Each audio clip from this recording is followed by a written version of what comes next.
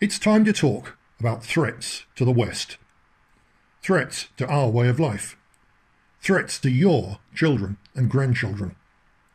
So you wouldn't be surprised that I begin by talking about Islam. It is understandable and natural that so many people are angry over the efforts by religious Muslims to convert your daughters, and punk Islamist gangs to rape and turn them into heroin addicts, while beating up their brothers if they stray into the wrong part of town. Many of us in the Knights Templar International have been working and fighting to awaken our people to what has been going on for decades. In the last few years, our warnings have been taken up by people calling themselves counter-jihad activists. Now, a lot of what they say about the Islamist problem is of course correct. But these Johnny-come-latelys are either suffering from tunnel vision themselves, or are simply trying to fan and exploit that natural and righteous anger for their own ends. Those who protest against the grooming gangs are right to do so, but they need to understand that liberalism is not only not the answer, but is in fact even more dangerous than Islamisation, and not just because liberalism played a key role in opening the gates to the Third World and Muslim invasion in the first place. Because on top of that piece of monumental insanity and treason, the entire liberal system, including every single TV advert, aims to brainwash your sons and grandsons to become homosexuals, and your daughters and granddaughters into having children with Africans. As for genital mutilation, why would you object when African Muslims do it to their own girls, but say nothing when your own government uses your taxes to teach your children that it's a good thing to chemically castrate your sons and cut off their penises in order to turn them into suicidally depressed, tortured, fake women, and to use hormones and surgery to turn your daughters into mentally tortured, fake men? Maybe you've come to anti-Islamism on account of horror at the cruelty to animals inherent in halal ritual slaughter. If so, I salute you. Compassion for the animals, over which the good Lord gave us dominion, has, although sadly not always been applied, been one of the hallmarks of Christian civilization going back way before St. Francis of Assisi to the days of the nature-loving Celtic saints. The Muslim practice of slashing open the throats of animals is undoubtedly less cruel than beating them to death or skinning them alive, so perhaps it was relatively humane in the 7th century. But from the invention of the Polacks, let alone of the controlled bolt humane killer, it became cruel and barbaric. There is also extensive scientific evidence that making the killing of animals in a welter of blood a central part of your religious and community life has a dangerously desensitising impact on the boys and young men who are involved in it. To put it simply, once you've slit the throats of sheep and goats, it becomes much easier to do it to a human being. So yes, it is right for us to abhor and speak out against the liberal elite's acceptance of halal ritual slaughter, which legalises animal cruelty for which any unbeliever, any kafir, would rightly be sent to prison.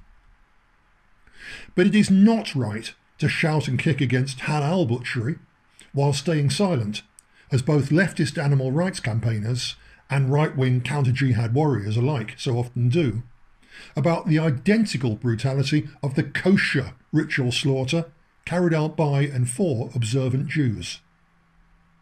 As a matter of fact, Jewish ritual slaughter is even worse than its Muslim counterpart.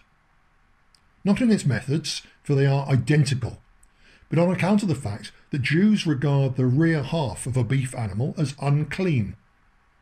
But since to throw it away would make the meat from the clean front cuts extremely expensive, the unclean rear half is put into the Gentile food chain, unlabelled. So you don't even have the choice to stand by your animal welfare principles and refuse to buy it.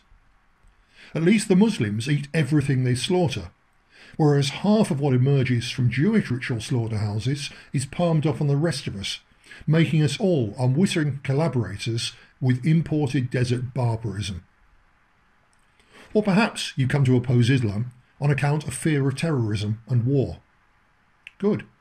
It's a very understandable position, especially for the people who've seen through the ridiculous lies told by elite politicians, police chiefs and media hacks, with their knee-jerk squeals that it's nothing to do with Islam, in response to every murderous rampage by terrorists screaming Allahu Akbar. Of course it's something to do with Islam. It's got an awful lot to do with Islam, because the idea and practice of jihad against the unbelievers was there at the very beginning of Islam, and it has reared its ugly and violent head in cycles throughout history. Whenever something occurs in the series of fundamentalist revivals which we've seen over and over again. And by a terrible quirk of history, the place where the current dominant strain of Islamic aggression first emerged is what is now Saudi Arabia, which happens to sit on top of the second biggest oil reserves on the planet. So Saudi petrodollars have funded and are funding the spread of violent fundamentalist Salafist Islam right across the world.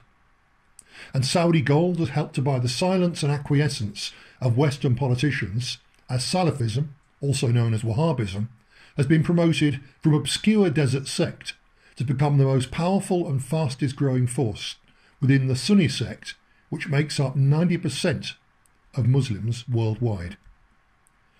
It's rather as if the Jehovah's Witnesses had conquered Venezuela before it was found to have the largest oil reserves on earth, and then used the wealth it brought them to launch a wildly successful hostile takeover bid of 90% of all Christian churches as part of a crusade to turn the whole planet JW.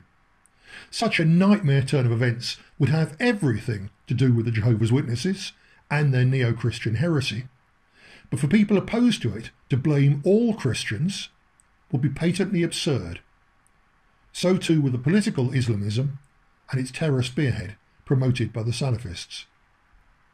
To complete the picture, however, we must look past Saudi Arabia. Our own elites are up to their necks in the rise of fundamentalism too. It goes back a very long way, long before our politicians ended up in the pockets of the Saudis.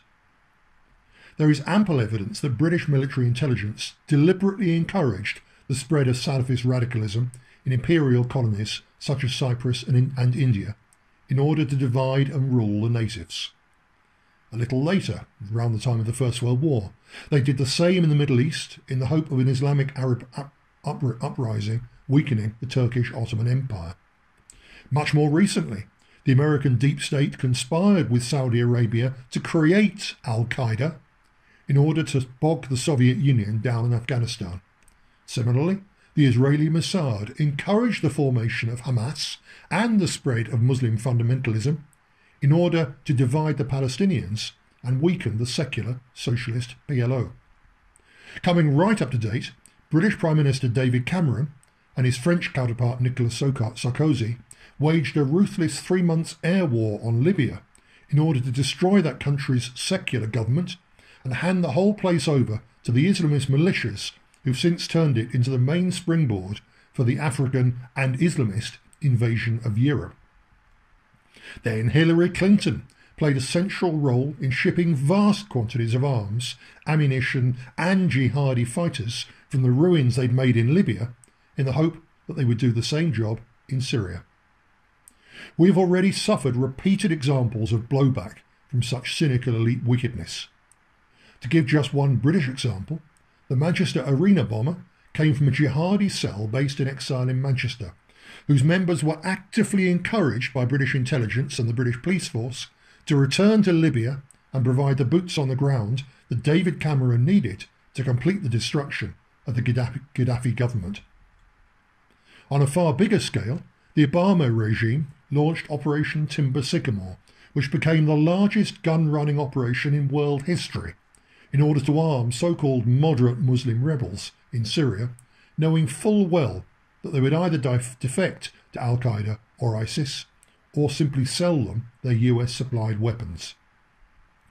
If you are really worried about the threat of Muslim terrorism, and you should be, then you have to acknowledge the sheer wickedness of Western elite moves to train and arm them, and to use everything from sanctions to cruise missile strikes against the secular and genuinely moderate Syrian forces striving to defeat the headcutters. And if you're worried about the threat of terrorist violence, then you must also worry about the threat of World War III. Because the same Western elites who are in the pockets of the Saudi headcutters and who encouraged Islamic terrorism as a useful foreign policy tool are also using constant sabre-rattling against our natural allies in Christian Russia to justify looting Western taxpayers of hundreds of billions of dollars through a new arms race, in which their military-industrial sponsors are the only winners. At best, this gouges money out of hard-pressed taxpayers and wastes it on weapons of mass destruction, while schools, bridges and hospitals crumble under endless austerity cuts. And at worst, it could easily get us all blown to pieces. Not just a few dozen tragic victims in Paris or in Manchester, but the whole damn world and everybody in it. So if you speak out against Islamism on account of its role in promoting hatred, violence and war, good for you. But you must also speak out against the parasitic corporate Western elites who are herding you towards nuclear Armageddon by rattling sabres against Russia and China and Iran.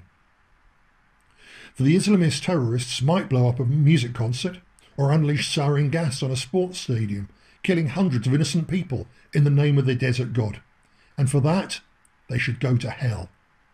But the criminals of the global elites could just as easily drag us into World War III, blowing up entire cities and killing hundreds of millions in the pursuit of the Yinon Plan, Wall Street exceptionalism and corporate profit. And for that, they should go to hell too. And they will. Deus Vult.